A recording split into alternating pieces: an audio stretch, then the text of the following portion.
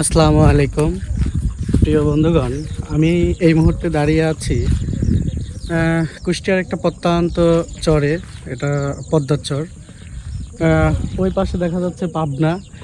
যদিও যে পানির যে নদীটা, আমি মাঝ নদীতে দাঁড়িয়ে আছি এই মুহূর্তে। পানির যে নদীটা সেটা হচ্ছে মূলত আরও হাফ কিলো আগায় গিয়ে। তো রাস্তা হারায় ফেলার কারণে আমি আসতে অনেক দেরি করে ফেলছি। অনেকটা সন্ধ্যার পূর্বে আমি এখন এই চরে হাঁটাহাঁটি করছি। সন্ধ্যার পূর্বে এই সময়টাকে সাহিত্যের ভাষায় বলা হয় গোধূলি লগ্ন, অর্থাৎ গোধূলি। গো অর্থ গরু, আর ধূলি অর্থ হচ্ছে যে ধুলাকণা।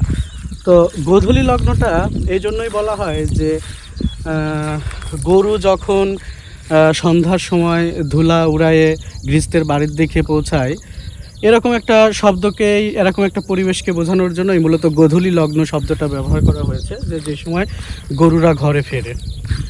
তো আমি একদম একটা মাঝ চরে দাঁড়িয়ে আছি। এটা হরিপুরের পাশে পাবনা, ওই পারে পাবনা, এই পারে কুষ্টিয়া।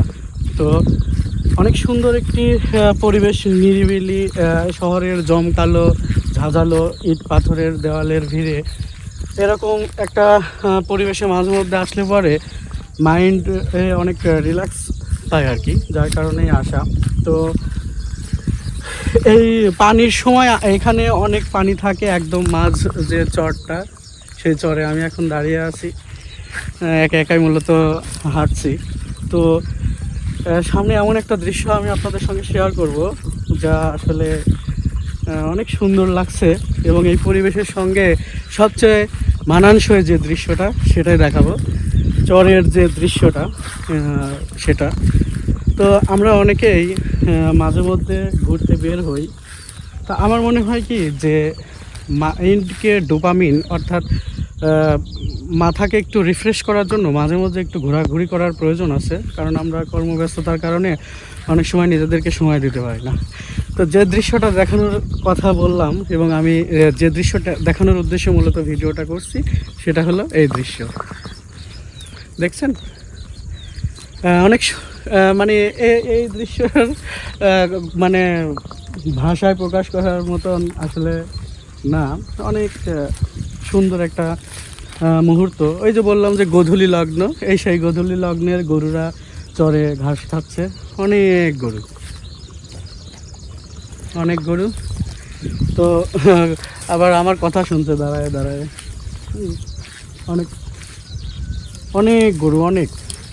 এখানে যত সম্ভব ওইখানে ওনারা তাঁবু গেড়ে থাকে এবং এখানে গরু পালন করে। তো এখানে যার যেরকম ইচ্ছা, সে যেহেতু এখানকার নদীর মাঝখানে, যার কারণে যে যেভাবে ইচ্ছা সে সেভাবে এখানে গরু পালন করতে পারে। তো এখানে রাখালরা ওইখানে তাঁবু গেড়ে এখানে গরুর দল নিয়ে তারা হচ্ছে গরু পালন করছে। অনেক কিউট কিউট গরু আছে। এই যে একটা গরুর কিউট বেবি এই যে যাচ্ছে। তো গরুরা আমার সঙ্গে আমি কথা বলছি, ওরা তাকায় তাকায় দেখছে যে এই অদ্ভুত প্রাণীটা আর কি। এরা বেশিরভাগ সময় এখানে থাকে, এখানে থাকার জায়গা আছে। তো চরের মধ্যে এরকম একটা অবস্থা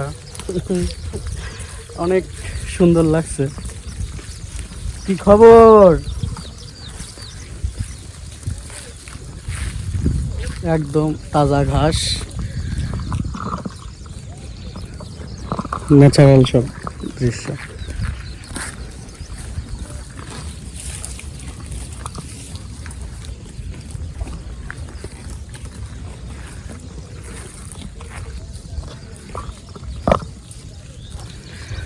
অনেক গরু এখানে হচ্ছে পাল ধরে ধরে ধরে ধরে সব গরু হচ্ছে এখানে পালন করা হচ্ছে।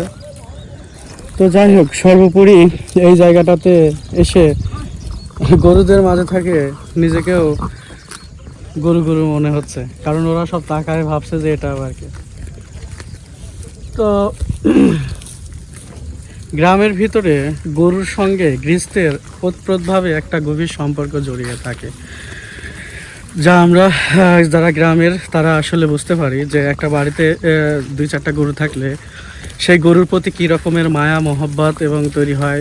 আসলে গরু বললে যদিও ভিন্ন একটা মানুষের থেকে আলাদা একটা প্রাণী, কিন্তু এর সঙ্গে গৃহস্থের বা যে পালন করে তার আসলে একটা পরিবারের সদস্যর মতন সম্পর্ক হয়ে যায়।